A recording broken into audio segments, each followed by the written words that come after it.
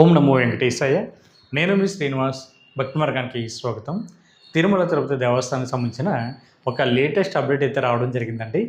ఎవరైతే మార్చి నెలలో, అది కూడా 17వ తారీఖుని కానీ లేదా 19వ తారీఖుని కానీ తిరుమల వెళ్ళి శ్రీవారిని దర్శించుకోవాలి అనుకున్నటువంటి శ్రీవారి భక్తులకి స్వామివారిక విఐపి బ్రేక్ దర్శనం అయితే టీటీడీ దేవస్థానం వారు క్యాన్సిల్ చేయడం జరిగిందండి.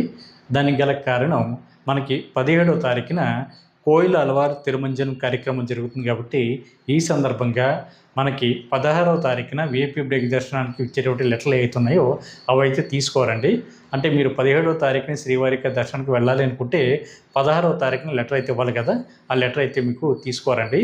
ఇంతకీ విఐపి బ్రేక్ దర్శనం అన్నది ఎవరు ఇస్తారు అనేటువంటి విషయానికి వస్తే, ఎమ్మెల్యే కానీ, ఎంపీ కానీ, ఎమ్మెల్సీ కానీ, స్టేట్ బోర్డు మెంబర్స్ కానీ, ప్రోటోకాల్ ఉన్నటువంటి వ్యక్తులు ఎవరైతే ఉంటారో వీళ్ళు ఇచ్చేటువంటి విఐపి రికమెండేషన్ లెటర్ల ద్వారా విఐపి బ్రేక్ దర్శనం చేసుకోవాలి అనుకునేటువంటి శ్రీవారి భక్తులు మీరందరూ కూడా తప్పనిసరిగా ఈ విషయాన్ని తెలుసుకోండి.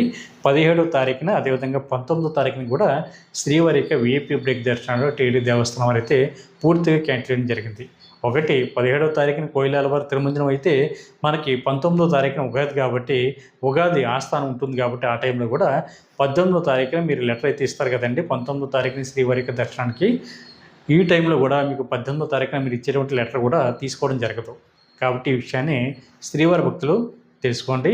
మీరు 18వ తారీఖున దర్శనానికి అయితే 17వ తారీఖున అయితే లెటర్ ఇవ్వాలి. 18వ తారీఖున అయితే విఐపి బ్రేక్ దర్శనం అయితే ఉంటుందండి. మీకు 17వ తారీఖున 19వ తారీఖున మాత్రం ఉండదు. అదేవిధంగా మీరు 16వ తారీఖుని శ్రీవారిని దర్శించుకోవాలనుకుంటే మీరు ముందు రోజునే విఐపి బ్రేక్ దర్శనం లెటర్ ఇస్తారు కాబట్టి, అంటే 15వ తారీఖున విఐపి బ్రేక్ దర్శనం లెటర్ ఇస్తే మీకు 16వ తారీఖుని శ్రీవారికి దర్శనం ఉంటుంది. మీరు 17వ తారీఖుని శ్రీవారిని దర్శించుకోవాలనుకుంటే మీరు 16వ తారీఖు లెటర్ ఇవ్వాలి. కాబట్టి ఆ 16వ తారీఖున ఇచ్చేటువంటి లెటర్ అయితే తీసుకోవరు. ఎవరైతే ప్రోటోకాల్ ఉందో వీళ్ళు మాత్రమే 17వ తారీఖుని కానీ 19వ తారీఖుని కానీ కుటుంబ సమేతంగా వచ్చి శ్రీవారిని అయితే దర్శించుకోవడానికి అయితే అవకాశం ఉంటుంది. కాబట్టి ముందు ఎవరైతే విఐపి బ్రేక్ దర్శనం అన్నది రాయించుకున్నారో ఈ 2 డేట్లలోని డేట్ అయితే మార్పించుకునేటువంటి ప్రయత్నం చేయండి. కాబట్టి ప్రతి ఒక్కరు కూడా ఈ విషయాన్ని తెలుసుకుని మీరు తిరుమల వెళ్ళి శ్రీవారిక సేవలు తగ్గించండి. మీకు ఎటువంటి దర్శన టికెట్ లేకుండా తిరుపతి వెళ్తే మనకి 3 ప్లేసుల్లో అయితే టోకెన్స్ అయితే ఇవ్వడం జరుగుతుంది. ఒకటి విష్ణువాసం రైల్వే స్టేషన్ దగ్గర ఉంటుంది. అదేవిధంగా తిరుపతి బస్ స్టాండ్ దగ్గర శ్రీనివాసం ఉంటుంది, అక్కడ కూడా టోకెన్స్ అయితే ఇవ్వడం జరుగుతుంది. 3 అలిపిరి దగ్గర భూదేవి కాంప్లెక్స్లో కూడా మనకి 2 రకాల టోకెన్స్ అయితే ఇవ్వడం జరుగుతుంది. ఒకటి శ్రీవారి మెట్ల మార్గం ద్వారా నడిచి వెళ్ళే శ్రీవారి భక్తులకి ఇచ్చేటువంటి దివ్య దర్శన టోకెన్స్. అదేవిధంగా మనకి 2 ప్లేసుల్లో అంటే శ్రీనివాసంలో కానీ విష్ణువాసంలో కానీ ఏ విధంగా ఎస్ఎస్డి టోకెన్ ఇస్తున్నారో సేమ్ అదేవిధంగా భూదేవి కాంప్లెక్స్లో మనకి ఎస్ఎస్డి టోకెన్స్ కూడా ఇవ్వడం జరుగుతుంది. కాబట్టి ఈ దర్శన టికెట్ లేకుండా వెళ్తున్న శ్రీవారి భక్తులు ఈ టోకెన్ తీసుకుని శ్రీవారి యొక్క సేవలో తరించండి.